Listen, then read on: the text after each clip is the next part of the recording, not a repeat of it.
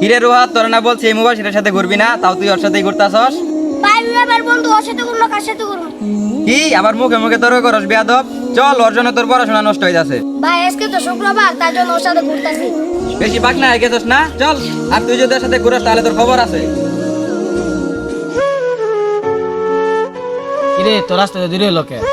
আরে আর বলিস না, মুবাশির একটা খারাপ পোলা, ওর সাথে শুধু রোহাত ঘুরে, তার জন্য ওর বাড়িতে রাইখা আসলাম। মুবাশির কি বিড়ি সিগারেট খা? আরে না, এইসব খাই না, স্কুলে যায় না আর সারাদিন ঘুরে বেড়ায়। তাহলে খারাপ হলো কেমনে? তুই একটা কাজ কর, তোর ভাইকে দিয়ে ওকে একটা পরীক্ষা করা। আচ্ছা ঠিক আছে, আমি কালকে ওকে পরীক্ষা করব।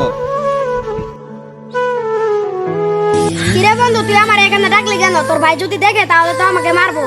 বন্ধু, আমার দুই চোখ না নষ্ট হয়ে গেছে, তুই কি আমার একটা চোখ দিতে পারবি? কি বলছ, তোর দুইটা চোখই নষ্ট হয়ে গেছে? তুই আমাকে আগে বলবি না? চল, তোকে এখনই চোখ দিব।